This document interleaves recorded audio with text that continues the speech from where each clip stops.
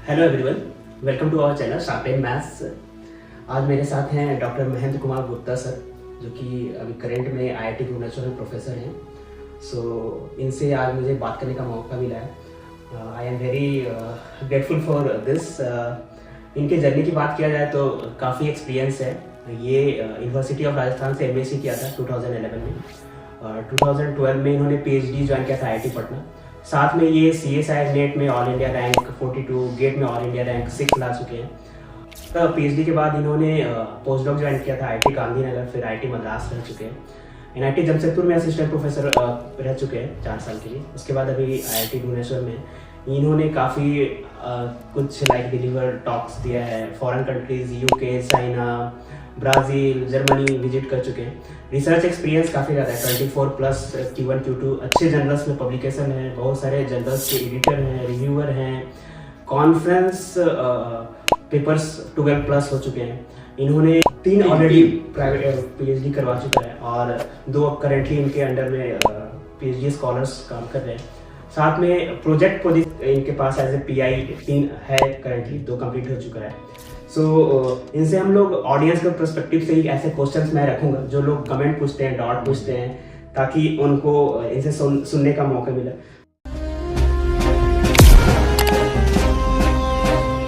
तो सबसे पहले very very welcome sir to my channels and thank you for accepting my invitations. Okay, thank you Anish for visiting IIT Bhubaneswar and thank you for inviting me to speak to you. ठीक है, तो आप पूछिए क्या पूछना चाहते हैं। Thank you sir.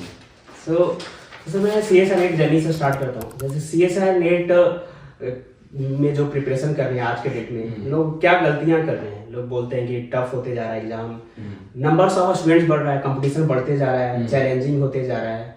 जैसे आपकी ऑल इंडिया रैंक 6 थी, तो कहीं ना कहीं गेट में और all India rank CSIR net जाए फिर 42, कहीं ना कहीं बच्चे MSc के ड्यूरेशन में टाइम का यूटिलाइज अच्छा नहीं करते हैं। इस वजह से थोड़ा डिले भी हो जाता है। हाँ, नंबर ऑफ स्टूडेंट्स तो हम लोग देख सकते हैं कि ज्यादा हुए हैं। वो शायद सर्टिफिकेट्स में दिखाता भी है, गेट के सर्टिफिकेट में पर्टिकुलरली दिखाता है, जो कि बहुत ही ड्रास्टिकली बहुत इंक्रीज हुए हैं। क्योंकि हम जब PhD सेलेक्ट करते हैं, उनका शॉर्ट लिस्टिंग करते हैं, तो हम देखते हैं गेट के सर्टिफिकेट, तो उसमें दिखा रहा है कि बहुत ज्यादा कैंडिडेट बढ़े हैं। जहाँ तक पैटर्न की बात है तो मुझे लेटेस्ट पैटर्न का उतना आइडिया नहीं है, बट स्टूडेंट्स जो हमारे PhD स्टूडेंट्स हैं और जो हमारे मिलने वाले स्टूडेंट्स हैं MSc, वो बताते रहते हैं कि काफ़ी चेंजेस आ गया है पिछले साल और अभी जो आ रहा है उसके कंपैरिजन में काफ़ी क्रिटिकल थिंकिंग क्वेश्चन आ रहे हैं। और पहले भी हालांकि क्रिटिकल थिंकिंग क्वेश्चन आते थे, लेकिन अभी स्टूडेंट बताते हैं कि काफ़ी चेंज हो गया है। मतलब शायद कुछ पैटर्न काफ़ी डिफरेंट हो गया है वो। बट मेरे हिसाब से यदि आप बेसिक मैथ्स अच्छे से पढ़ो और आप अच्छा सा आपका थॉट प्रोसेस हो, तो क्या ही फर्क पड़ता है उससे। बिल्कुल उससे कोई ज्यादा फर्क नहीं पड़ता होगा नेचुरल थिंक करके लिए। तो किस चीज में लोग गलती करते हैं? लाइक MSc की ड्यूरेशन में टाइम का यूटिलाइज अच्छे से नहीं करते। आपको ऐसा लगता है लाइक अच्छे से MSc किया जाए तो during MSc CSIR net qualify कर सकते हैं? हाँ, ड्यूरिंग MSc आप बड़े आराम से CSIR नेट क्वालिफाई कर सकते हैं। और आपको थोड़ा सा अपने MSc के टाइम में से ही आपको नेट की तैयारी के लिए टाइम निकालना चाहिए। और जैसे कि जो स्टैंडर्ड तरीका है तैयारी करने का, वैसे यदि हम जाएं तो कुछ सब्जेक्ट्स में तो आपको रेफरेंस बुक्स फॉलो करने चाहिए। और वो खैर रेफरेंस बुक्स की जो लिस्ट है वो आपको मिल जाएगी, अपने टीचर से आप पूछ सकते हैं, या बहुत सारी कोचिंग सेंटर की वेबसाइट्स पे उसमें भी लिखी रहती है।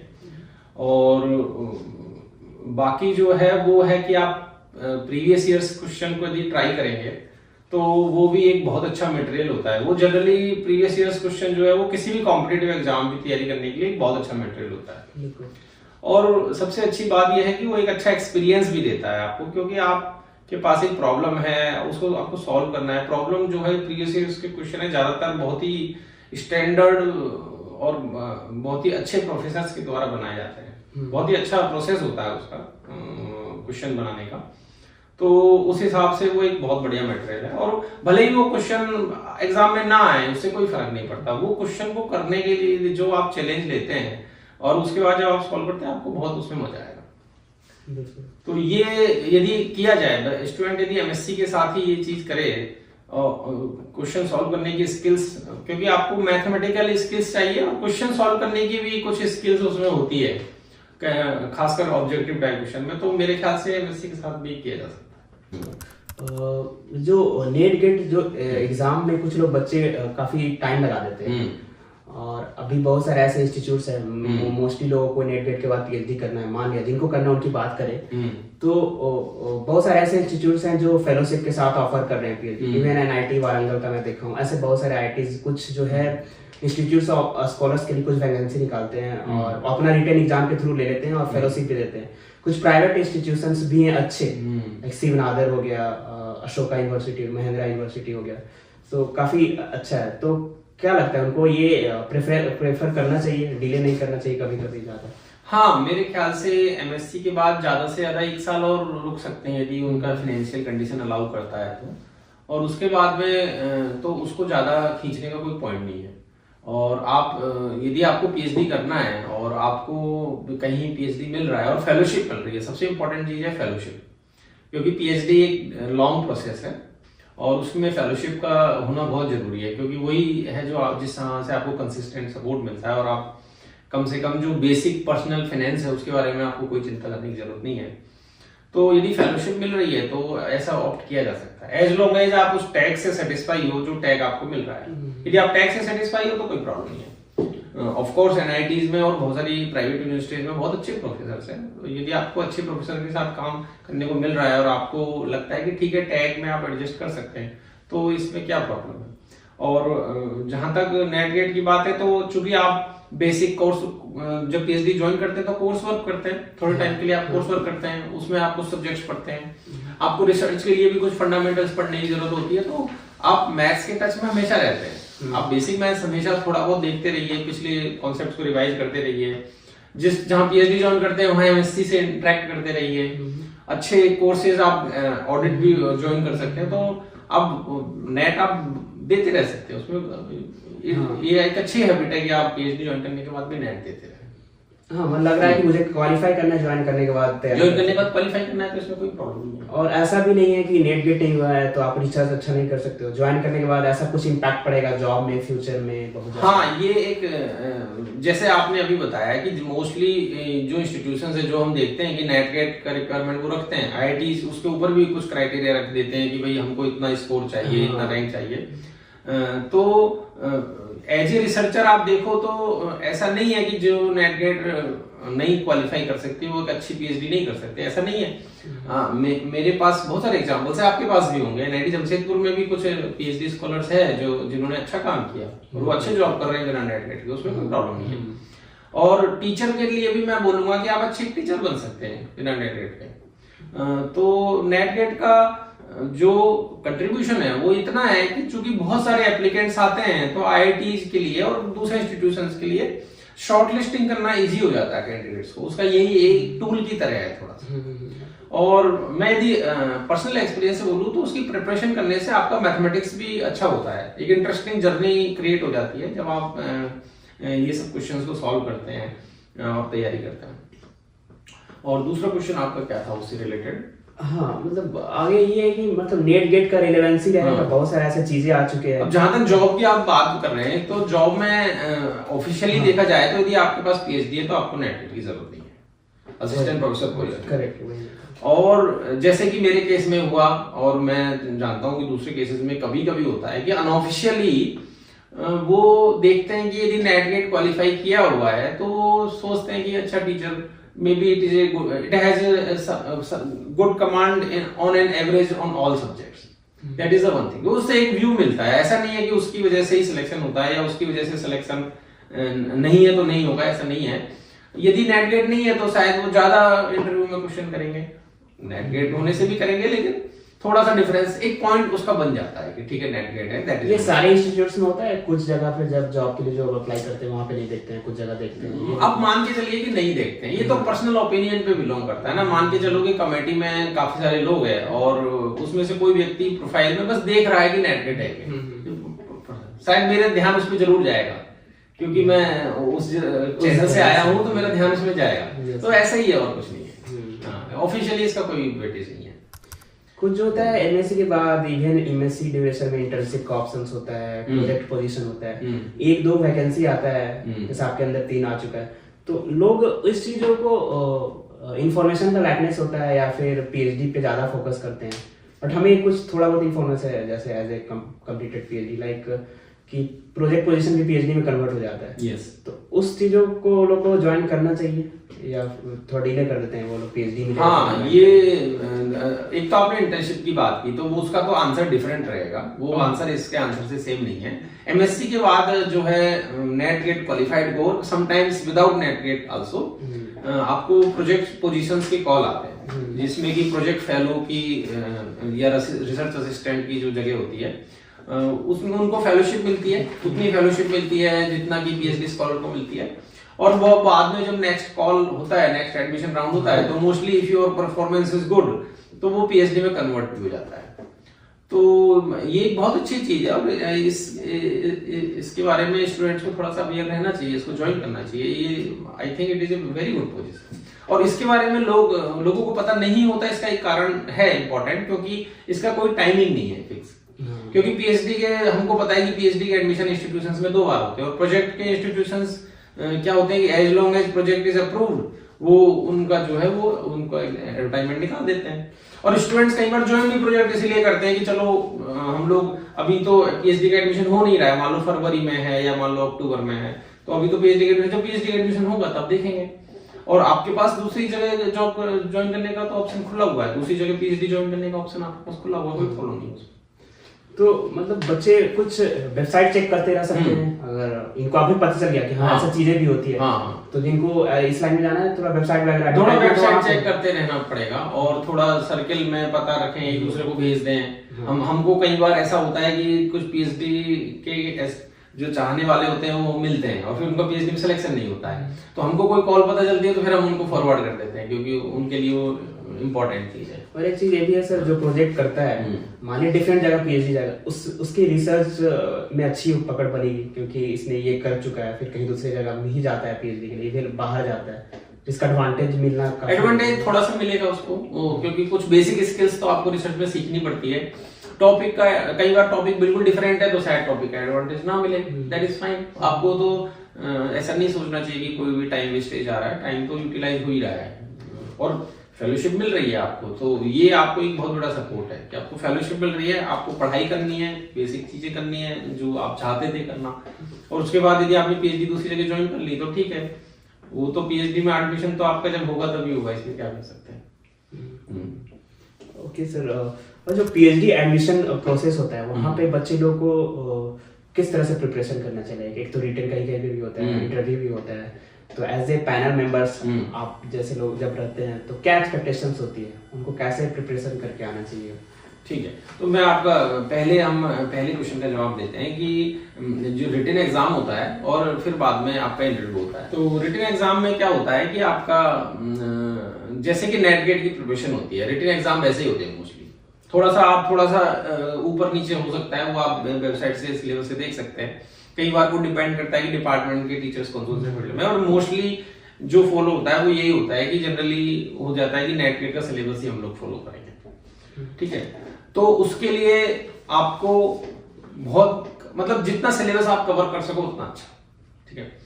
इंटरव्यू में ऐसा नहीं है, इंटरव्यू में बिल्कुल इसके उल्टा है। इंटरव्यू जो है वो मोस्टली 1 या 2 ही सब्जेक्ट पे फोकस्ड होता है, और जब आप इंटरव्यू में जाते हैं तो इंटरव्यू में मोस्टली आपसे पूछा जाता है कि आप कौन से सब्जेक्ट में आप इंटरव्यू देना चाहते हैं, and it is always better to provide them 2 subjects, not 1। 1-2 subject कम से कम आप बताइए उनको, ताकि उनको थोड़ी फ्लेक्सिबिलिटी मिले।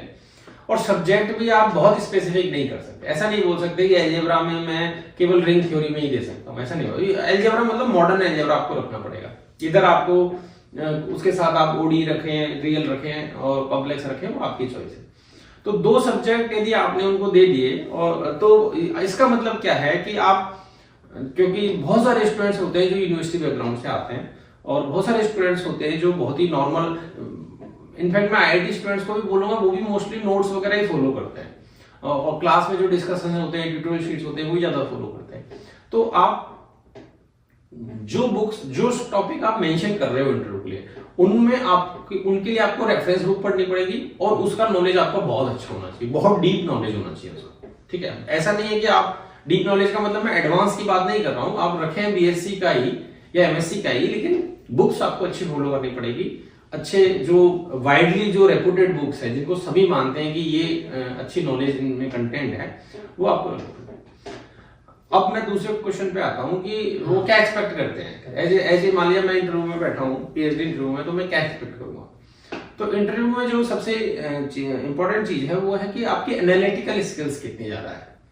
हालांकि नेट में भी यही देखते हैं, पर नेट का साथ दूसरी दिक्कत ये है कि वहां पर आपको सिलेबस बहुत सारा है उसमें, और यहाँ पर आपने यदि बोल दिया कि मुझे लीनियर अलजेब्रा आता है, तो सिर्फ लीनियर अलजेब्रा ही आपसे पूछा जाएगा।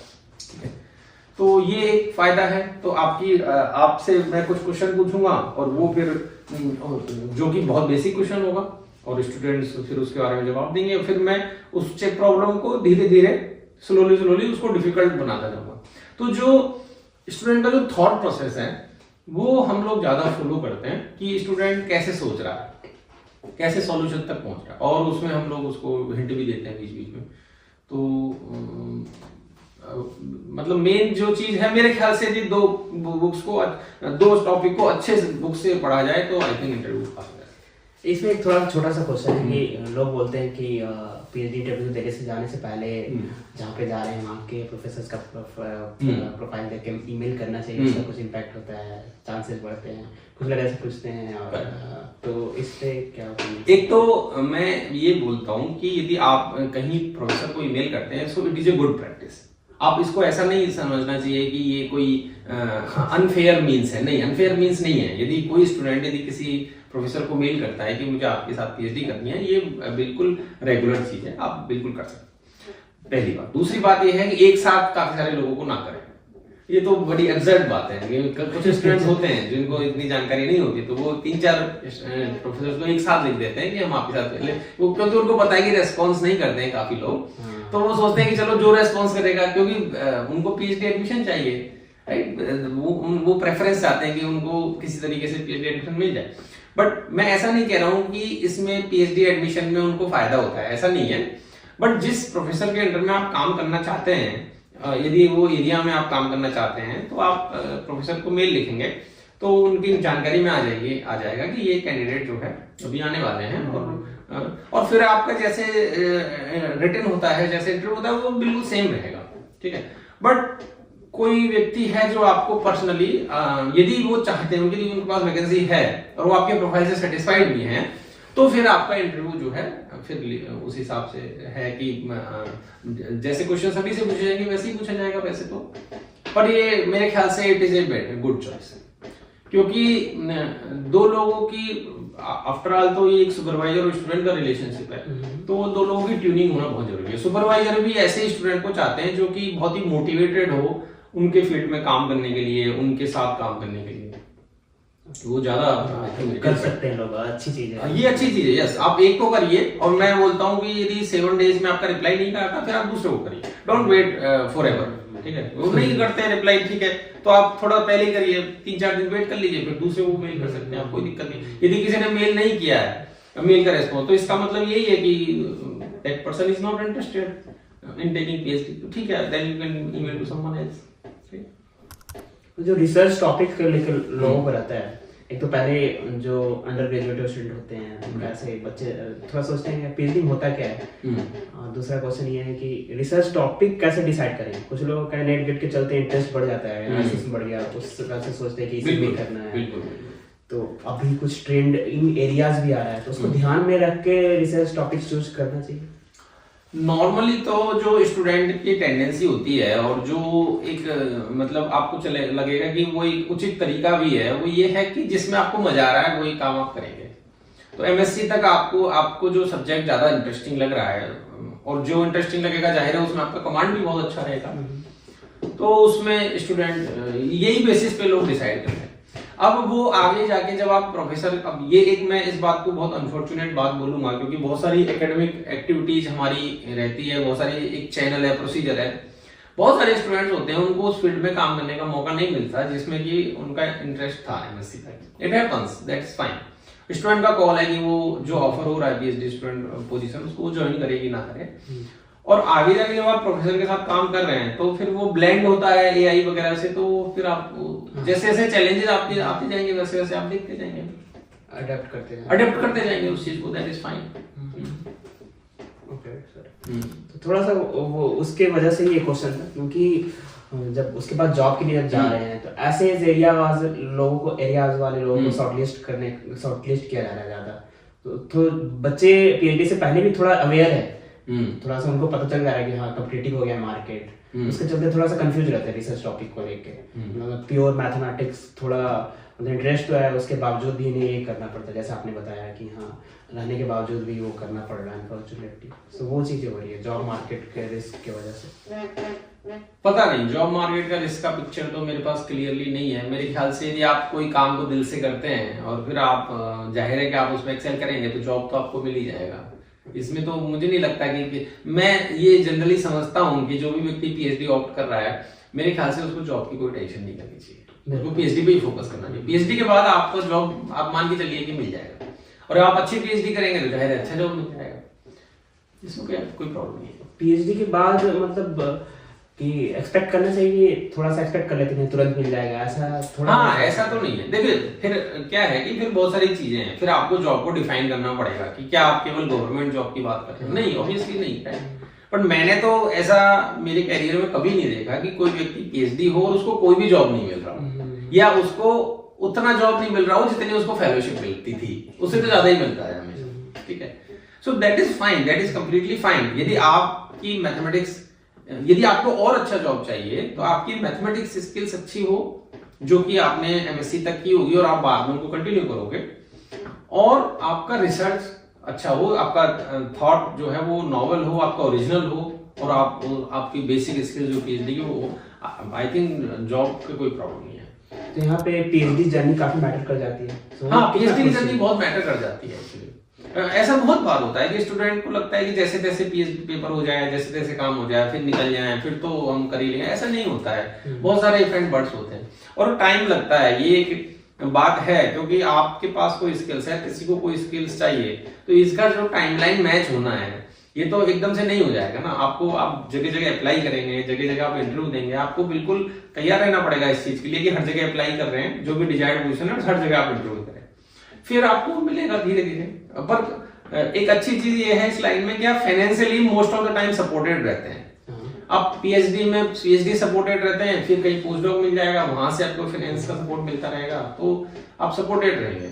और एक बात यह है कि जॉब ढूंढने की जो जर्नी है वो कभी खत्म नहीं होती, वो चलती रहती है। ये तो आप जैसे मैं एनआईटी में था तो मैं आईआईटी में जाना चाहता था, सो इट हैपेंस।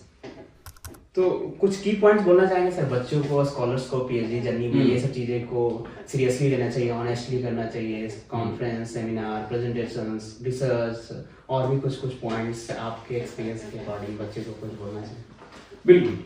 तो पीएचडी स्टूडेंट्स के लिए जो सबसे इम्पोर्टेंट चीज है वो है आपकी, आप कुछ ओरिजिनल, आपका कोई आइडिया है क्या उसमें।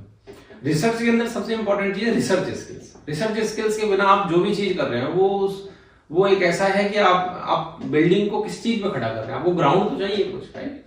तो जो एक अनसॉल्व प्रॉब्लम को सॉल्व करना, और जो कि बहुत मुश्किल नहीं है, अब वो अनसॉल्व प्रॉब्लम कितनी भी छोटी हो सकती है। ऐसा नहीं है कि आप पीएचडी में कोई बहुत बड़ा मेडल ले आएंगे, बहुत बड़ी प्रॉब्लम सॉल्व कर पाएंगे, आप कर सकते हैं, लेकिन ऐसा आप अपने आप को उसके लिए बाध्य ना करें। आप एक छोटी सी प्रॉब्लम सोचें और छोटी सी प्रॉब्लम को खुद को उसको सॉल्व करें, और उसके बाद धीरे धीरे जो दूसरी स्किल्स है वो मैटर करती है। जैसे कि आपके सॉफ्टवेयर स्किल्स, कोई मैटलैब यूज करता है, हम लोग लेटेक यूज करते हैं लिखने के लिए।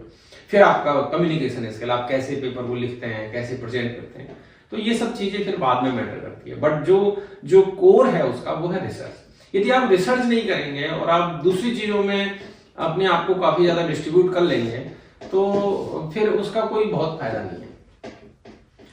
और दूसरी बात यह है कि जो मतलब ठीक है आप इसी मतलब गाइड और स्कॉलर का जो रिलेशनशिप होता है, मतलब गाइड के एक्सपेक्टेशंस क्या होता है स्कॉलर के प्रति, स्कॉलर को क्या अपने रखना चाहिए गाइड्स के प्रति। तो एक चीज तो ये समझिए आप कि जो गाइड है क्या आप उसका मुझे कोई पर्यायवाची बता सकते हैं? ये गाइड के क्या क्या पर्यायवाची है, सिनोनिम्स? पीएचडी सुपरवाइजर मेरा यहाँ सुपरवाइजर, गाइड एंड मेंटर, हाँ। राइट? मेंटर और कोई advisor, sometime in some countries they call it advisor, right? इसका कोई भी सिनोनिम नहीं है कोलैबोरेटर, है कहीं? नहीं है, नहीं है, right? So student should not expect their guide to be a collaborator, right? तो सबसे बड़ी बात क्या है कि पीएचडी जो है, PhD student do their PhD and they own it, right? It is बहुत ही टफ जर्नी है। आप प्रॉब्लम फॉर्मुलेट करते हैं, फिर सॉल्व करते हैं, फिर उसको पूरा आप करते हैं, और ये आपका है पूरा। and what is the job of the advisor? To advise you, right? और मेंटर का मतलब मेंटरशिप देना, गाइड को गाइड करना, राइट? सो स्टूडेंट को ये समझना चाहिए कि जो पीएचडी का जो ड्राइवर है वो स्टूडेंट खुद है। स्टूडेंट को ड्राइव करनी है वो चीज, स्टूडेंट को ड्राइव करनी है with the help of supervisor, and supervisor should be available to talk to the student. दो सुपरवाइजर का भी एक रोल है, ऐसा नहीं है कि सुपरवाइजर का इसमें हम ये नहीं बोल सकते कि हमारा कोई काम नहीं है इसमें। सुपरवाइजर का काम है टू टॉक टू, कि आप जब भी आओ, आपको कोई भी प्रॉब्लम हो रही हो, खासकर एकेडमिक में कोई भी प्रॉब्लम हो रही हो, नॉन एकेडमिक में भी कोई भी प्रॉब्लम हो रही हो, तो आप स्टूडेंट अपने सुपरवाइजर से कंसल्ट करो। और जहां पर भी आप फंसेंगे, क्योंकि आप फंसते जाएंगे, पहले कुछ करेंगे फिर कहीं अटक गए, फिर वो आपको सुपरवाइजर अपने एक्सपीरियंस से कुछ बताएंगे, फिर आप थोड़ा सा फिर कुछ करेंगे, फिर कुछ फंसेंगे। तो सुपरवाइजर जो है वो ये एक्सपेक्ट, मतलब मैं आइडियल पोजीशन बोलूं तो आइडियल पोजीशन ये है बिल्कुल आदर्श, कि स्टूडेंट अपना काम करे और सुपरवाइजर से कंसल्टेशन करें, और supervisor should be ready to hear the student, कि हम आपकी प्रॉब्लम को अच्छे से समझें और उसके हिसाब से आपको बताएं कि आगे क्या करना है। यदि कोई सुपरवाइजर अपने स्टूडेंट, सुपरवाइजर कोई काम कर रहा है ऑलरेडी रिसर्च में, और वो स्टूडेंट को शामिल कर लेता है उसमें, और उसके बाद दोनों मिलकर काम करते हैं, ये कोई गलत चीज नहीं है, it is fine, there is no problem in it, but that should not be your primary expectation. Student की प्राइमरी एक्सपेक्टेशन ये नहीं होनी चाहिए कि सुपरवाइजर जो काम कर रहे हैं, they should include me and then I will contribute, that should not. You should pose a novel problem, फिर आप उसको सॉल्व करो, और फिर आप उसको जो है आगे जैसे जैसे आपकी जर्नी अटकती है। पीएचडी के लास्ट ड्यूरेशंस में क्या होता है कि जर्नी को थोड़ा स्मूथ करने के लिए, इधर उधर जाने के लिए, फिर पीएचडी सुपरवाइजर्स इन्वॉल्व होते हैं उसमें ज्यादा, दैट इज फाइन। हर चीज तो हम लोग एकदम परफेक्टली नहीं कर सकते, ठीक है। तो ये है। अब तो एक्सपेक्टेशन मैंने आपको बता दी, और सुपरवाइजर का जो बिल्कुल सही पोजीशन है वो ये है कि सुपरवाइजर को स्टूडेंट को हेल्प करनी चाहिए उसके काम। ये सर पोस्ट डॉक पे आते हैं, हाँ, रिलेटेड क्वेश्चंस पे आते हैं। सो लोगों का जो पीएचडी में जाते नहीं रिसर्च में, पहले तो उनको लगता है पोस्ट डॉक होता क्या है, पहले, अभी तो ज्यादा लोग करने लगे। पोस्ट डॉक में क्या होता है? It's not a degree. So post doc कितना इम्पोर्टेंट है आज के डेट में, और पोस्ट डॉक में करना क्या होता है, ऑडियंस के क्वेश्चंस के बिहाफ पे। ओके, तो पोस्टडॉक का जो बेसिक ऑब्जेक्टिव है वो ये है कि आपने जो स्किल्स पीएचडी में सीखी, क्या आप पोस्टडॉक में वो स्किल्स को एक दूसरे फील्ड में, जो कि सिमिलर हो भी सकता है, नहीं भी हो सकता है, क्या अप्लाई करके कुछ नया कर सकते हो। तो यदि आप ये दो पोजीशंस को देखेंगे कि पीएचडी में जो है, PhD student is entirely taking supervisions from the supervisor, right, और एसोसिएट जो प्रोफेसरशिप है, जहां पर वो असिस्टेंट प्रोफेसर बनते हैं, वहां पर वो पूरा इंडिपेंडेंट है। तो ये एक बीच का पोजीशन है जहां पर there is someone to mentor you. आप एक इंडिपेंडेंट ही होना चाहिए पोस्ट डॉक, बट कोई मेंटर भी है आपके पास जिनसे आप मेंटरशिप ले सकते हैं, आप डिस्कस कर सकते हैं। और एग्जैक्टली सेम एरिया में एक्सपेक्टेशन नहीं रहती है कि आप एग्जैक्टली सेम एरिया में करें, आपको डिफरेंट एरिया में ट्राई करना चाहिए, और वो स्किल्स यूज करनी चाहिए जो आपने पीएचडी में सीखी है। तो ये पीएचडी का बेसिक काम है। दूसरा आपका इसका एक आंसर मैं प्रैक्टिकल वे में एकदम बताऊं बिल्कुल, तो ये है कि चूंकि आपको पीएचडी के बाद तुरंत जॉब मिलेगी नहीं, तो आपको जॉब ढूंढने के लिए आपको थोड़ा टाइम लगेगा, और पोस्ट डॉक पोजीशन में रहते हुए जॉब ढूंढना एक काफी अच्छा चॉइस है प्रैक्टिकल पॉइंट ऑफ व्यू से। ऑफ कोर्स आप अपने रिसर्च के साथ कॉम्प्रोमाइज ना करें, अच्छी, you should do a good research in your post doc, लेकिन साथ में ही आप जब आपका लगे कि 1-1.5 साल हो गया आपका पोस्ट डॉक, तो आप साथ में जॉब भी ढूंढो जगह जगह, और जो भी आपकी अच्छी पोजीशन है, और आपको चूंकि आपकी यू ऑलरेडी हैवी पोजीशन, आपके पास पोस्ट डॉक है बढ़िया जगह से मान लो, तो फिर आप अपना एक स्टैंडर्ड सेट कर सकते हो जॉब में कि भाई इससे बिलो मैं नहीं जाऊंगा, यही सब जगह में अप्लाई करूंगा। तो ये कितना एडवांटेज है, जो कि आप यदि बिल्कुल अनएम्प्लॉयमेंट है तो आप नहीं कर सकते, आपको फिर हर जगह की जॉब ढूंढनी पड़ेगी। लेकिन पोस्ट डॉक है तो आपका एक लेवल सेट हो जाएगा कि भाई मेरे को इससे, तो ये एक बड़ा फ्रीडम है। कुछ लोगों का क्वेश्चन भी होता है कि पीएचडी के बाद जॉब मिल रहा है, प्राइवेट जॉइन करने या पोस्ट डॉक ट्राई करें? पोस्ट डॉक ट्राई करें डेफिनेटली, इसमें कोई डाउट नहीं है कि आप जो है जॉब्स का जो मार्केट है वो क्या है कि बहुत ही अलग अलग लोकेशन पे और अलग अलग एनवायरनमेंट में डिफरेंट है। अनफॉर्चुनेटली हमारे जो काफी साथियों के जो स्टूडेंट्स होते हैं, हमारे जो स्टूडेंट्स होते हैं, हमको एक्सपीरियंस सुनने को मिलता है कि प्राइवेट यूनिवर्सिटीज का एनवायरनमेंट उतना अच्छा नहीं है, वो ज्यादा वर्कलोड है, आप रिसर्च वहां ज्यादा नहीं कर सकते और टाइम नहीं मिलता है फैकल्टीज को, उसके बावजूद भी उनके ऊपर प्रेशर रहता है कि वो पब्लिश करें। तो अब आप सारे कंस्ट्रेंट्स को कोई इंसान कैसे रखेगा, वो तो नहीं हो सकता। तो बेटर है कि आप पहले पोस्ट डॉक करें और वहां से आप चीजों को थोड़ा समझने की कोशिश करें। और post doc most of the time India में तो एक टेम्परेरी पोजीशन रहती है, आप 1 मंथ के नोटिस पे छोड़ सकते हैं, आपकी कोई ज्यादा ऑब्लिगेशंस नहीं है, आप अपने काम को जिम्मेदारी से निभाएं, टीचिंग और रिसर्च को। इसके अलावा आपका कोई ऐसा नहीं है कि आप कोई इसमें, जो कि जॉब में उतना नहीं है, जॉब में काफी जगह कॉन्ट्रैक्ट्स होते हैं, आपका जॉब छोड़ने की कंडीशन टफ होती है, ये सब चीजें होती है, 3 महीने का नोटिस होता है, कई बार होता है कि सेमेस्टर ही कंप्लीट करना है आपको, जितने में आप सेमेस्टर कंप्लीट करोगे आपकी दूसरी जॉब चली जाएगी यदि ऑफर हुई है। पोस्ट डॉक्स में मोस्टली ऐसा नहीं होता है। तो पोस्ट डॉक ये सब चीजों की वजह से एक आइडियल पोजीशन है एक इंडिपेंडेंट रिसर्च करने के लिए और जॉब की प्रिपरेशन करने के लिए, दोनों ही चीजों के लिए बहुत अच्छी पोजीशन है पोस्ट डॉक। तो कुछ लोगों का ऐसा होता है कि पीएचडी के बाद सिक्योरिटी इंडिया में थोड़ा सा है, government job security so post वो ऐसे उनके दिमाग में आता ही नहीं पोस्ट डॉक क्या है, तो हमने जॉब नहीं, उनके दिमाग में रहता है हमने जॉब अभी तक मुझे नहीं मिला है, एक हमेशा फोमो बना हुआ रहता है कि हमें तक अभी भी नहीं मिला है। बट ऐसा है रियली में? हमारा तो ऐसे जर्नी है पोस्ट डॉक की, जर्नी है, इसमें कोई डरने की कोई बात नहीं है। जब आप पीएचडी में थे 5 इयर्स जनरली लेता है लगता है ऑन एवरेज, तभी तो आप निश्चिंत थे।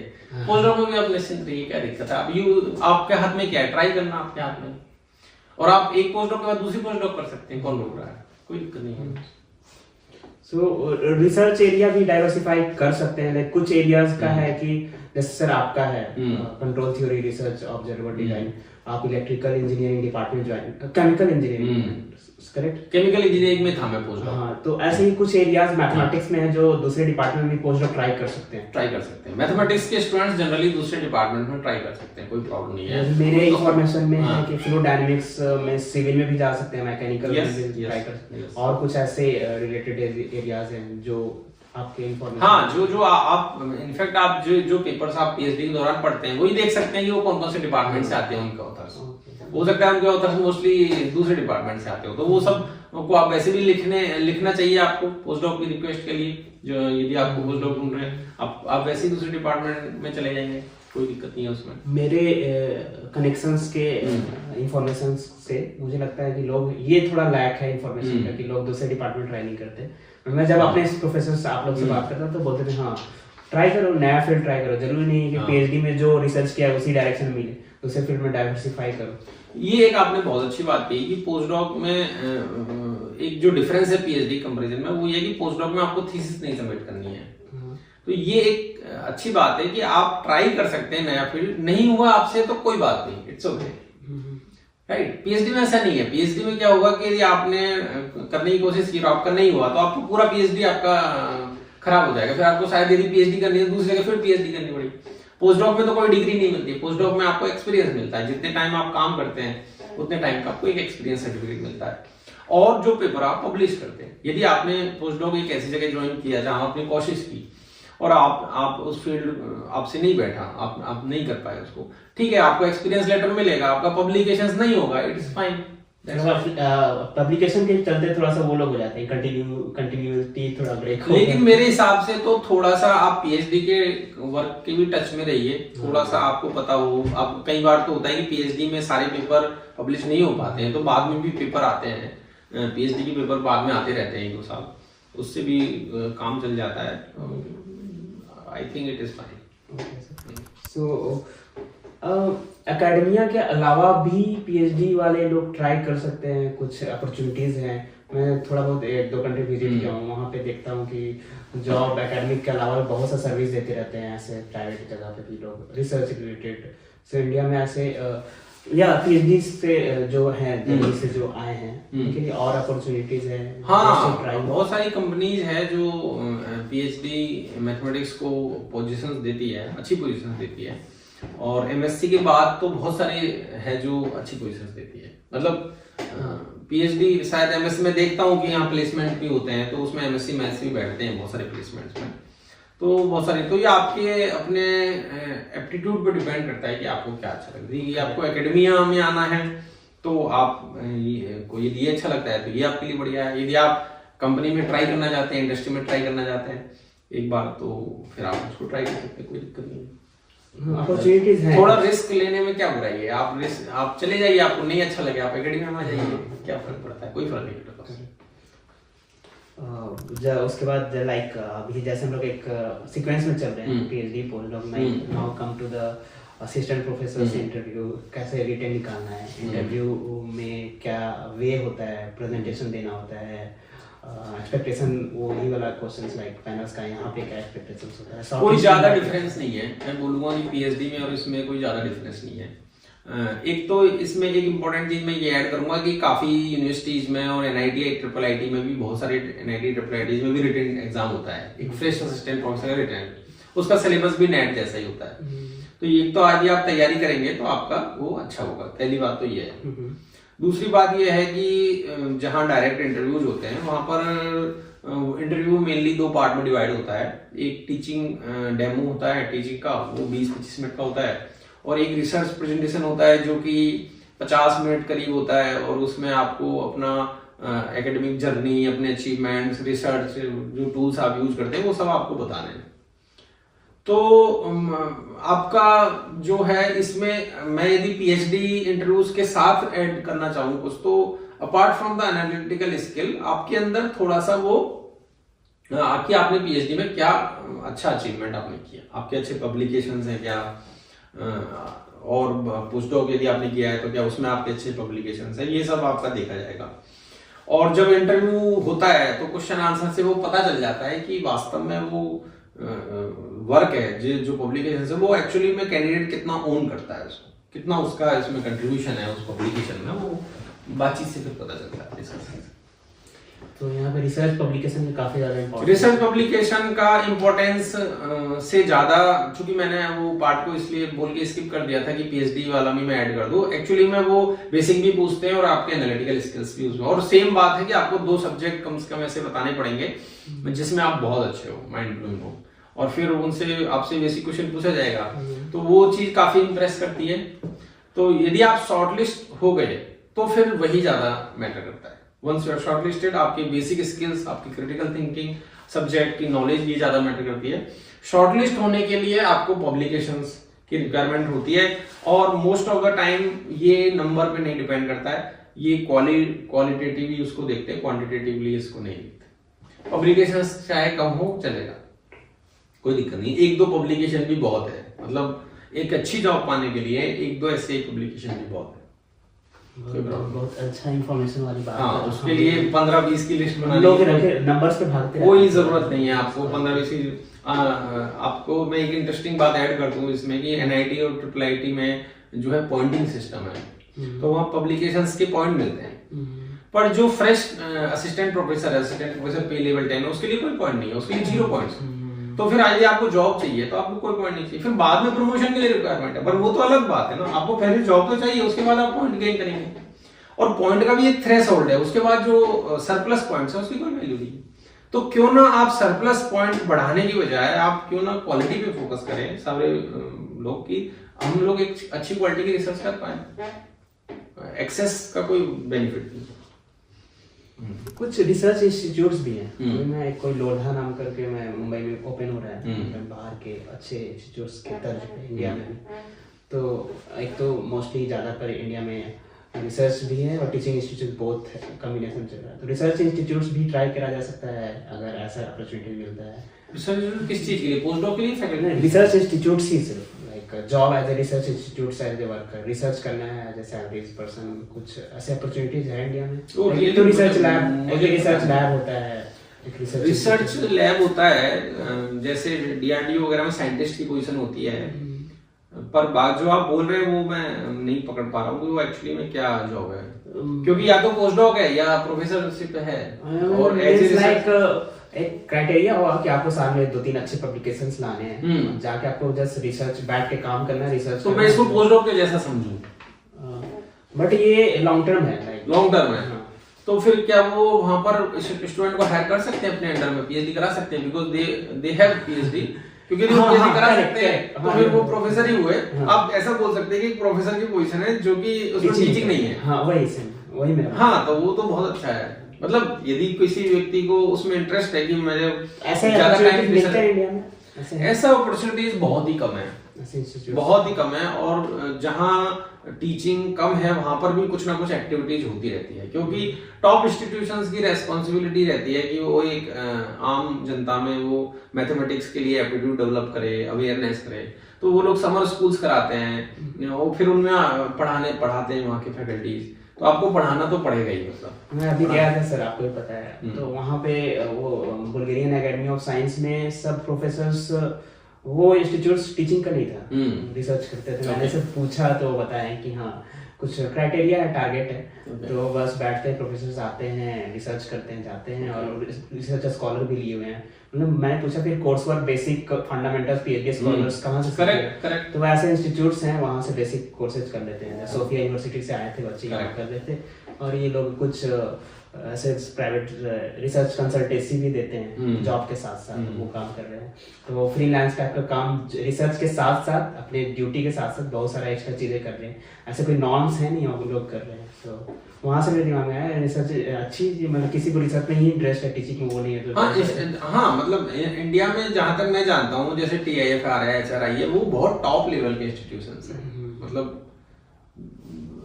ऑब्वियसली उसमें तो व्यक्ति ये नहीं सोचेगा कि मैं मिले तो मैं करूँ कि नहीं करूँ। ऑब्वियसली ज्यादातर लोग जिनको जो उनको वैसी पोजीशंस मिलती है वो वही चूज करते हैं, वो उसी के लिए बने होते हैं, मैं बोलूँगा।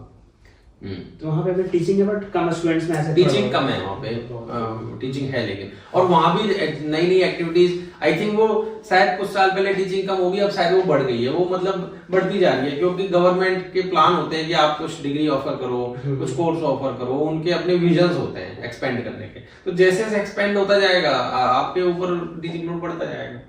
तो वो आई डोंट नो कि इंडिया में अभी कोई चीज ऐसी है जहाँ बिल्कुल टीचिंग नहीं है, ऐसा मुझे नहीं लगता है कि ऐसी कोई जगह होगी। Research based like application based research institutes है, लाइक वो कुछ ऐसे प्रोजेक्ट भी ले रहे हैं, उनका प्रोजेक्ट लेना होता है जो कि इम्प्लीमेंटेड हो रियल वर्ल्ड में, ऐसे कंप्यूटेशनल रिलेटेड ज्यादा जो कि एप्लीकेबल हो, ऐसे प्रोजेक्ट लेते हैं वहाँ के। और एक से ज्यादा इंस्टीट्यूट्स में भी वो ऐसे काम करते रहते हैं। सो कुछ इंडिया में भी अभी ऐसे फेलोशिप लाया गया है, जैसे है कि हाँ बाहर जाना है, उसका एडवांटेज इंडिया में जॉब में मिल जाता है। कुछ मैं ऐसे, मुझे इन्फॉर्मेशन नहीं था कि रामानुजन फेलोशिप जो है वो मेनली इंडियन ओरिजिन के जो पोस्ट डॉक बाहर में रिसर्चर्स स्कॉलर उनको इंडिया में लाने के लिए, और उसकी फेलोशिप अमाउंट भी काफी अच्छी है। सो वो इंडिया का रिसर्च अच्छा हो, इसकी वजह से ये फेलोशिप भी है। सो अबाउट दिस भाई, मतलब लाइक क्यों ऐसा हो रहा है कि लोग बाहर जा रहे हैं, लाइक इंडिया में क्यों ऐसा एडवांटेज मिल रहा है? पोस्ट डॉक यहाँ पे, यहाँ का एडवांटेज क्यों नहीं मिलता है? लाइक अच्छा करा जा सकता है यहाँ पे, कहीं ना कहीं ये जो रामानुजन फेलोशिप बनाया जा रहा है वो इंडियन ओरिजिन को यहाँ पे लाया जाए, तो उसके पीछे का रीजन कुछ बोलना चाहिए? नहीं मतलब इंडियन गवर्नमेंट चाहती है कि हमारे पास अच्छे रिसर्चर्स आए, है ना, और यदि वो दूसरे देशों में काम कर रहे हैं तो वो लोग भी आए, और ये अच्छा स्टेप है। ये फेलोशिप पहले से था सर, ये एनआरएफ? मुझे ये पहले इस तरह की फेलोशिप थी, पर अभी वो है कि नहीं वो मुझे नहीं, ये तो आप पूछ रहे हैं। तो एनआरएफ, यदि एनआरएफ में है तो शायद होगी इस तरह की फेलोशिप, ठीक है। पहले इनफैक्ट मुझे जहां तक याद आ रहा है कि एससीआरबी की एक फेलोशिप थी जो बाहर पोस्ट डॉक करने के लिए भी फंड करती थी, ओवरसीज फेलोशिप उसको बोलते थे। अभी भी वो है कि नहीं पता नहीं। तो इस तरह देखा जाए तो इंडियन गवर्नमेंट ये भी फंड कर रही है कि आप बाहर से पोस्ट डॉक करें, और फिर वो ये भी फंड कर रही है कि आप अंदर। हाँ, इसके अमाउंट एनपीडीएफ से भी ज्यादा है। 1,35,000। हाँ, ज्यादा होगा। Okay, so now come to the teaching point. Like हम प्रोफेसर रिसर्च के साथ टीचिंग तो कर ही रहे हैं, तो टीचिंग आज के डेट में कितना चैलेंजिंग है, लाइक बच्चे को मोटिवेट करके इंटरेक्टिव और एंगेजिंग क्लासरूम कैसे बनाया जाए? टीचिंग नो डाउट की बहुत ही चैलेंजिंग जॉब है, और मैं बोलूंगा कि चूंकि इसको हम लोगों को रिसर्च के साथ करना होता है, इसलिए भी ये थोड़ा सा चैलेंजिंग है, क्योंकि आपको अपने टाइम को रिसर्च और टीचिंग में डिवाइड भी करना है। और स्टूडेंट जो है वो वैसे ही स्टूडेंट है जैसे हम अपने टाइम में स्टूडेंट होते थे। स्टूडेंट से ये एक्सपेक्ट करना कि वो बहुत अटेंटिव रहे क्लासेस में, ये बहुत ही ज्यादा एक्सपेक्टेशन है किसी से। और ये टीचर्स की जिम्मेदारी है कि वो क्लास को बहुत इंटरेस्टिंग बनाए, बहुत अच्छे से इस तरह के से स्ट्रक्चर करे कि स्टूडेंट अटेंटिव बने रहे। उनका अटेंशन, हम लोग ऐसा नहीं कि हम मोटिवेशन देकर उस अटेंशन को हासिल करें, हमको चाहिए कि हम खुद ऐसा बना ले सिस्टम को कि वो अटेंशन हमें मिल जाए। और स्टूडेंट जो है कई बार ऐसा होता है कि वो वैसे भी बहुत अच्छा करते हैं लाइफ में, अटेंटिव नहीं रहकर भी वो बहुत अच्छा करते हैं। मुझे तो अपने बारे में याद है कि मैं बिल्कुल अटेंटिव नहीं रहता था क्लास में, बीएससी एमएससी में बहुत कम क्लासेस करता था। तो ये अपना रास्ता है। टीचिंग एक बहुत ही चैलेंजिंग जॉब है, खास करके आप स्टूडेंट्स को इस चीज के लिए मोटिवेट करो कि वो कुछ नया सोचे, कुछ नया करे, एक डिफिकल्ट प्रॉब्लम को सॉल्व करे, बजाय कि हर टीचिंग का जो फील्ड है वो डायनेमिक होना चाहिए, वो फिक्स नहीं होना चाहिए। यदि मैं कोई कोर्स आज पढ़ा रहा हूँ और वो उसके मेरे कुछ स्टेप्स हैं, ऐसा नहीं है कि मैं अगले सेमेस्टर में सेम चीज पढ़ा दूं और कोई चेंज ही ना हो उसमें, ऐसा नहीं होना चाहिए। कि उसमें जगह होनी चाहिए कि स्टूडेंट की जो न्यू क्यूरियोसिटीज है, नए क्वेश्चंस हैं, उसके लिए उसमें जगह होनी चाहिए, उनको शामिल करते हुए ही वो जो है। और ऑब्वियसली मुझे कंसिस्टेंटली ये सोचना पड़ेगा कि और इंटरेस्टिंग कैसे बनाए ताकि स्टूडेंट एंगेज रहे। जैसे सर आपका एक्स्ट्रा एक्टिविटीज मैंने देखा तो काफी इन्वॉल्व रहते थे, ये बच्चे लोग कितना अवेयर हैं, ये इम्पोर्टेंट तो है। बच्चे तो कई बार तो ऐसा लगता है शायद ज्यादा वो एक्स्ट्रा करिकुलर में ही ज्यादा इन्वॉल्व है। तो आईआईटी में तो बहुत सारी एक्टिविटीज होती है, और इनफैक्ट मैं पुरानी आईआईटी के बारे में मुझे पता है और भी ज्यादा होती है, जो कि अच्छी बात है। लाइफ का जो पर्पज है वो तो यही है कि आप आराम से एंजॉय करो लाइफ को, सब चीज में इन्वॉल्व हो। हाँ, सब चीज में इन्वॉल्व हो, पार्टिसिपेट करो। लाइक आपका मैंने देखा स्विमिंग, रनिंग भी करते थे, ये सब चीजें तो बच्चे लोग करना चाहिए, बच्चे लोग करते हैं और उनको बिल्कुल करना चाहिए। और मैं तो बीटेक तो करते ही है, मैं उनको छोड़ देता हूँ, मैं बोलता हूँ पीएचडी को जरूर करना चाहिए। पीएचडी स्टूडेंट्स जो है उनके बारे में जो जनरल परसेप्शन है लोगों का कि वो बहुत ही एक बोरिंग फील्ड है ये पीएचडी स्टूडेंट की रेस्पॉन्सिबिलिटी है उसको चेंज करें, ठीक है, और थोड़ा डायनेमिक रहे। क्या हो जाएगा यदि आप कोई हॉबी पकड़ोगे और उसको फॉलो करोगे, कुछ नहीं होगा, कुछ फर्क नहीं पड़ता है। मुझे तो नहीं लगता है कि उससे कोई फर्क पड़ता है। आउट ऑफ सेवरल थिंग्स आप जो भी अपने लाइफ में पहले करते थे, आप एक दो चीजों को पकड़कर आप थोड़ा बहुत करते रहिए, ठीक है। जैसे कि आपने कॉन्फ्रेंसेस वगैरह की बात की, तो आप जैसे पीएचडी स्टूडेंट्स हैं जिनको ट्रैवलिंग का शौक है, वो कॉन्फ्रेंस करें आराम से, इंस्टीट्यूट फंड करते हैं, वो उनको उसमें हर तरीके से बेनिफिट है। दूसरे यूनिवर्सिटीज के, दूसरे इंस्टीट्यूट्स के रिसर्च कल्चर का पता चलता है, दूसरे लोगों से आपको मिलने का मौका मिलता है, और आप खूब घूमिए, घूमने का ही तो उसमें है एडवांटेज। आपका मैंने देखा सर आईआईटी पटना में थे तो आपने भी ड्यूरिंग सर ट्रैवल ग्रांट मिला था आपको? हाँ, मैंने बहुत सारे ट्रैवल ग्रांट्स लिए, बहुत सारे जगह मैं जो है ट्रैवल किया, और ट्रैवलिंग एक आपका है एडवांटेज। कुछ लोग दूसरी हॉबीज भी फॉलो करते हैं, करना चाहिए और भी ज्यादा करना चाहिए। ऐसा कभी भी नहीं सोचना चाहिए पीएचडी के स्टेज में कि अरे इतना काम है, बहुत काम है, काम तो हो जाए, कुछ पेपर तो आ जाए। ये एक नेवर एंडिंग प्रोसेस है, इसको कहाँ तक आप बोलेंगे कि ये हो जाएगा तब मैं ये करने बैठूंगा। हाँ, कुछ ड्यूरेशन, जैसे आप पेपर भेजने ही वाले हैं और पेपर रेडी है, फाइनल उसकी चेकिंग चल रही है, वो टाइम आपका क्रिटिकल है, वहां होता है, नेचुरली हो जाता है कि आप बहुत ज्यादा टाइम इन्वॉल्व रहते हो काम में, इट इज फाइन। लेकिन यदि आप ऑन एन एवरेज देखो पीएचडी में, तो स्टूडेंट को एकदम लाइफ में मजे करने चाहिए।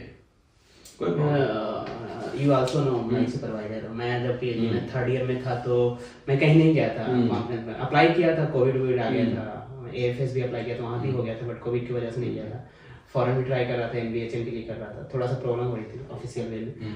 तो थर्ड ईयर में सर ने बोला था कि तुम कभी गए नहीं, जाओ मैं गया तो काफी एज ए कॉन्फिडेंस डेवलपमेंट हुआ, वहाँ पे लोगों से मिला, प्रोफेसर्स अच्छे जगह से, तो वो जब इंटरेक्शन करना पड़ा, कितने फ्रेंडली वे में ट्रीट आया, कॉन्फिडेंस मिला और काफी अच्छा लगा। और इसके वजह से एक ट्रैवलिंग भी हो गई, फंडिंग तो मिल ही रही है। हाँ, फंडिंग मिल ही रही है, यही तो बात है। तो फिर इसके बाद में और मन लगने लगा और घूमने का है ना, ये उससे स्टार्ट हुआ था मेरा। फिर वो मैं फिर काफी ट्राई करता हूं। ये मैं एक कॉन्फ्रेंस में एक एग्जांपल दे रहा हूँ जो आपके अलाइन करता है आपके काम से, कई बार अलाइन नहीं भी करता है। किसी को सिंगिंग का शौक है, किसी को डांस करने का शौक है, उसको बनाए रखना चाहिए जिंदगी में, उसमें बात नहीं है। कल्चरल एक्टिविटीज में पार्टिसिपेट कीजिए, बीटेक के साथ घुलिए मिलिए। आप बीटेक के साथ एकदम सेपरेट होने की क्या जरूरत है, वो भी स्टूडेंट है, आप भी स्टूडेंट है। आप ड्रामा में पार्टिसिपेट कीजिए, बुक्स पढ़िए, बेसिक बुक्स पढ़िए, अपना खुद का लिटरेचर देखिए, फिलोसफी करिए। मैथमेटिक्स का तो बहुत अच्छा रिलेशन है फिलोसफी के साथ। आपको कुछ फिलोसफिकल डिस्कशंस कीजिए अपने दोस्तों के साथ। लाइफ को जीना है, लाइफ को जीना है आपको it is not about only papers की जिंदगी भर आपको पेपर ही छापते रहना है, ऐसा नहीं होना चाहिए। आपको एक ब्रॉडर व्यू देखना चाहिए चीजों को, लाइफ को लेके। अच्छा लगता है सर, आप जैसे लोग से मैं सुनता हूँ ये सब चीजें, मैं क्योंकि सोचता हूँ तो एक आपने अपनी YouTube की जर्नी पीएचडी में ही शुरू कर दी थी, और मैंने इस बात को हमेशा एनकरेज किया कि आपने बहुत अच्छा स्टेप लिया, you should always keep doing such things. तो ये अच्छी बात है। जैसे आप अभी एकेडमिक जर्नी में हैं, तो आपका कुछ आगे का गोल्स कुछ हो या सोसाइटी के लिए कुछ करना चाह रहे हो एज ए? ऐसा मेरा कोई अलग से कोई विजन नहीं है। मैं जिस पोजीशन पे बैठा हूँ, मैं जो काम कर रहा हूँ, मेरा कोशिश यही रहेगी कि मैं उसको 100% जस्टिफाई करूँ, उसको बहुत अच्छे से ईमानदारी। मेरे पास ऑलरेडी एक बहुत बड़ी रेस्पॉन्सिबिलिटी है, आईआईटी में फैकल्टी होना एक बहुत बड़ी रेस्पॉन्सिबिलिटी है। मैं बोलूँगा कि देश के भविष्य का निर्माण हमारे कंधों पर है, टीचर्स के कंधों पर है, सभी टीचर्स के कंधों पर है। और यदि हम हर रोज ये कोशिश करते हैं कि हम अपने काम को बहुत ईमानदारी से करें, अच्छे से करें, और उसको जितनी हमारी कॉम्पिटेंसी है, जितना हमारी कैपेसिटी है, उसको पूरा लगाकर उसको करें, तो ये मेरे दिमाग में था कि जैसा आपने बोल दिया लाइक कि हाँ, मतलब देश का जिम्मेदारी हमारे कंधों पे, और आईआईटी को लोग एज ए इंडिया में प्राइड मानते भी हैं, फील करते हैं एज ए इंस्टीट्यूट। वहाँ के आप प्रोफेसर्स हो तो एक और कुछ रिस्पॉन्सिबिलिटी फील होता है कि हाँ देना है, मतलब एज ए यही अपने ही काम को अच्छे से करना है। जो काम आईआईटी ने हमको दिया है, एक किसी भी जो टीचर है उसका एक मेन काम है पढ़ाना, और हमारे दो मेन काम है, एक रिसर्च करना और एक टीचिंग करना। यदि हम रिसर्च बहुत अच्छे से करते हैं, खासकर सुपरविजन पे ज्यादा इसमें है कि हम, क्योंकि सुपरविजन भी यदि अच्छे से करो तो उसमें काफी टाइम चला जाता है। तो यदि हम पीएचडी को सुपरवाइज अच्छे से कर लें और क्लासेस हम अच्छे से कंडक्ट करा लें, जो कि हमारा जो कोर है कि दोनों ही केसेस में हमारा कोर ये है कि स्टूडेंट अपनी तरफ से कुछ करें और अपना कुछ थिंकिंग उनकी प्रमोट हो, उनकी जो ओरिजिनल थिंकिंग है वो प्रमोट हो उसमें, तो हम अपने काम के साथ अच्छे से कर रहे हैं। फिर यही है। इसके अलावा और आप अपने आप को, फिर मैं उसको एक्स्ट्रा करिकुलर एक्टिविटीज बोलूंगा कि यदि आप कुछ कर रहे हैं तो अपने आप की अपनी बेचैनी शांत करने की कर रहे हैं, वो भी अच्छा है, उसमें कोई बुरा नहीं है। ठीक है। तो स्टूडेंट्स की बात करा आपने, तो जैसे आप एनआईटी में भी रहे हैं, आपका थोड़ा बहुत जानकारी होगा स्टेट में जो होते हैं टियर 3 में जगह जो बच्चे होते हैं, और आईआईटी में बच्चों का क्लासेस लेते हैं, तो बच्चों में कुछ डिफरेंसेस होता है, या तो वो वजह हो सकता है कि इंफ्रास्ट्रक्चर की वजह से, फैसिलिटी की वजह से कुछ डिफरेंसेस फील करते हैं। करेक्ट। किस केस में डिफरेंस? केस स्टूडेंट्स की मतलब कौन से दो स्टूडेंट्स में? हाँ, एनआईटी स्टेट यूनिवर्सिटी, यहाँ बच्चों में जैसे कुछ उस वे में अगर। हाँ, मैं बोलूंगा कि बच्चों के एंड पे बहुत डिफरेंस नहीं है। ठीक है। एनआईटीज में भी मैं बीटेक स्टूडेंट्स को पढ़ाता था और यहाँ पर भी मैं पढ़ाता हूँ, उनमें बहुत डिफरेंस नहीं है। इतना नहीं है कि मैं मेजर कर सकूँ उसको। ठीक है। स्टूडेंट्स हर जगह बहुत अच्छे होते हैं, बहुत ही क्यूरियस होते हैं, उनको यदि अच्छे से पढ़ा जाए वो अच्छे से पढ़ते हैं। यदि उनको अच्छा टीचर पढ़ाने को मिले वो डेफिनेटली अच्छे से पढ़ते हैं, इसमें कोई डाउट नहीं है। दोनों ही जगह के जनरली क्या होता है कि बीटेक के स्टूडेंट्स और एमएससी के, पीएचडी के सारे स्टूडेंट्स का प्रेफरेंस ये था कि हमको आईआईटी मिल जाए, और जिनको आईआईटी नहीं मिलता वो एनआईटी में जाते हैं। ये एक नेचुरल ट्रेंड है, किसी किसी की पर्सनल प्रेफरेंस हो सकते हैं, बट ब्रॉडर चीजें यही है इसमें। उससे कोई फर्क नहीं पड़ता। 2-4 क्वेश्चन आपने नहीं किए उसकी वजह से आप आईआईटी नहीं जा पाए, उससे आपका जीवन थोड़ी बदल जाएगा, उससे आपके जो कोर कॉम्पिटेंसी वो थोड़ी चेंज हो जाएगी, वो उससे कोई फर्क नहीं पड़ता स्टूडेंट को। अब आपने जो दूसरी बात बोली वो बहुत अच्छी बोली कि जो इंफ्रास्ट्रक्चर है और जो दूसरी चीजें वो बहुत डिफरेंट है।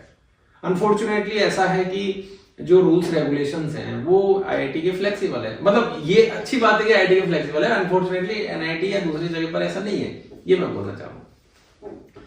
तो यदि वहां पर भी थोड़ा फ्लेक्सिबिलिटी हो रूल्स में, थोड़ा सपोर्ट किया जाए, टीचिंग स्टाफ को अच्छा सपोर्ट मिले सब जगह और उनके काम को वैल्यू किया जाए, क्योंकि कई जगह ऐसा होता है कि लोग वैल्यू नहीं करते काम। आपके काम को कोई वैल्यू करे तो आपको ज्यादा टाइम मिलेगा अपने काम करने के लिए और उस केस में आप ज्यादा अच्छा परफॉर्म करेंगे। तो मेरे ख्याल से यही एक डिफरेंस है। सारा डिफरेंस जो है वो एडमिनिस्ट्रेटिव लेवल पर है, जो कि क्योंकि वहां के रूल्स रेगुलेशंस थोड़े ज्यादा कंस्ट्रेंट है, वो ज्यादा वो पर्सन टू पर्सन वेरी नहीं करते, वो यूनिफॉर्म है।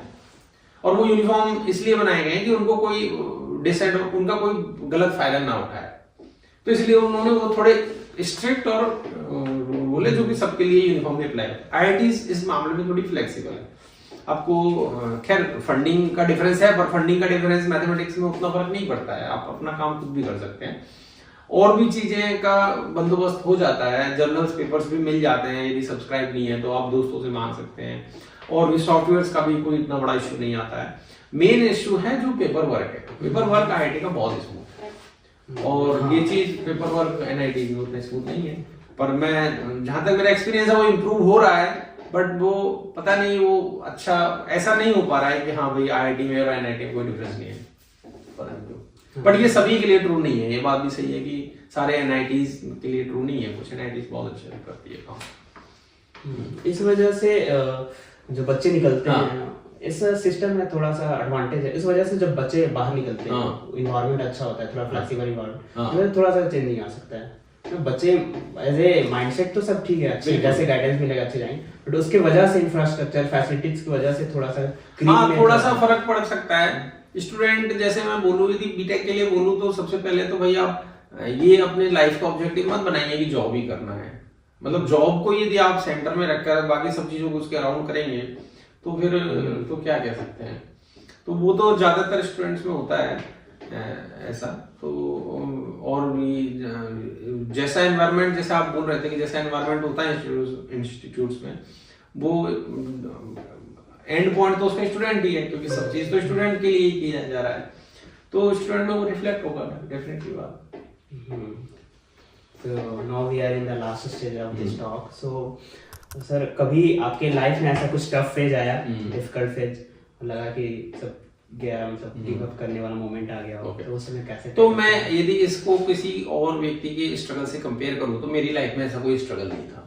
मैं आराम से एमएससी किया मिडिल क्लास फैमिली से, और फिर जब आप पीएचडी में करते तो आपको फेलोशिप शुरू हो जाती है, तो वो ठीक है। उसके बाद पीएचडी कंप्लीट के बाद मुझे पोस्ट डॉक मिला, सब चीज मुझे फिर साथ ही साथ मिलती रही, तो बहुत डिफिकल्टी इसमें कहीं पर भी नहीं आई।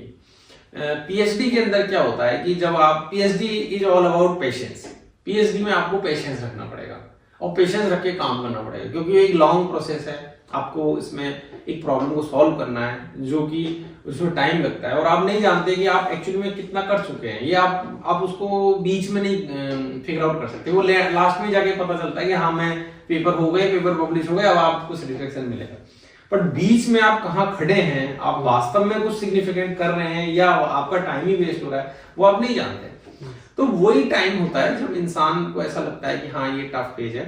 पर अभी उसको जब मैं आज के पॉइंट ऑफ व्यू से देखूं तो वो सबसे अच्छा पेज है, क्योंकि आप उसमें रिसर्च कर रहे हैं, आप मतलब आप वही करना चाहते हैं जो हमेशा से आप करना चाहते थे। अब मैथमेटिक्स पढ़ना चाहते थे, इसके बारे में सोचना चाहते थे, और दूसरी चीजें क्या मैटर करती है। अभी हम लोग बहुत सारी चीजों में बिजी हैं, इन्वॉल्व हैं। बाद में जब आप फैकल्टी बन जाते हैं तो आपको बहुत सारी ड्यूटीज करनी पड़ती है, बट पीएचडी में वो बहुत रिलेटिवली बहुत कम है और जिम्मेदारी कुछ नहीं है। तो पीएचडी का फेज ही बेस्ट फेज है, मतलब वही सबसे डिफिकल्ट भी है और वही सबसे एडवेंचरस भी है। कहीं जब हम पीएचडी करते हैं अपने आप पे इतना टाइम देते हैं, रिसर्च में बैठे रहते हैं, वहाँ पे एक क्लैरिटी आती है ह्यूमन लाइफ के प्रति। मैं जो फील किया हूँ मैं ऐसे बोलना चाहूंगा, पीएचडी में तो बिल्कुल मैं सहमत हूँ तुम्हारी बात से। अपने आप पे टाइम देते हैं तो काफी चीजों पे क्लैरिटी आता है। काफी चीजों में क्लैरिटी आती है। तो वहाँ पे कुछ पता चलता है, लाइक हमारी जर्नी ऐसे स्टार्ट हुई PhD पोस्ट डॉक्टरेट प्रोफेसर, तो फिर ऐसे कुछ आता है कि what is meaning of life, life का क्या है, अल्टीमेट लाइफ क्या है, चल रहे हैं ऐसे। सही बात है। उसके बारे में कुछ सर कुछ इंसाइट देना चाहेंगे? जैसे ही मैं अभी आपको बोला कि फिलोसॉफिकल टॉक करना चाहिए दोस्तों के साथ, बातचीत करना चाहिए फिलोसॉफी, लेकिन what is the meaning of life? Yes यार ये तो इतना डीप क्वेश्चन है कि इसका जवाब मुझे भी आज तक समझ नहीं आया, क्योंकि ये बहुत ही सर्कुलर चीज है। आपको फाइनली आपको किसी न किसी पॉइंट पे लगेगा कि सब बेकार ही है, क्या ही फायदा है, इस ये कर रहे हैं उसका क्या फायदा, वो कर रहे हैं ठीक है उसका क्या फायदा। तो वो बिल्कुल ऐसी चीज है जिसके शायद उसका जवाब हम देने में सक्षम ही नहीं है। तो जैसे एक क्योट भी देखा था मैंने कि फिलोसॉफिकल जो बातें करते हैं उसका कुछ एंड नहीं है, उसका कोई एंड नहीं है। Yesterday we are talking with the research scholar Sohita. We did talks like philosophical talks. So इसका कुछ एंड नहीं है, मतलब बहुत टॉक किया, मतलब कभी-कभी डीप टॉक्स अच्छी लगती है। वो एनालिटिकल एबिलिटी उससे आपकी इंप्रूव होती है। आप कई बार सोचते हैं कि अरे ये इस एंगल से मैं सोचा नहीं जी, ये भी एक बात है। ये ऐसा आपको नया इनपुट उसमें मिलता रहता है और आप एक थॉट आप उसको बढ़ते जाते हैं, ऊपर भी बढ़ते जाते हैं। आप कुछ चीजें क्लियर हो जाएंगी, फिर नई चीजों में आपको कंफ्यूजन होगा, फिर वो क्लियर होगी, फिर नई चीजों में कंफ्यूजन होगा। पर ये है कि हाँ ओवरऑल आप एंजॉय कर रहे हैं लाइफ को, आप लाइफ को एंजॉय करें और आपकी वजह से किसी को कोई तकलीफ ना हो, आप रूल्स फॉलो कर रहे हैं, आई थिंक वही सफिशिएंट है।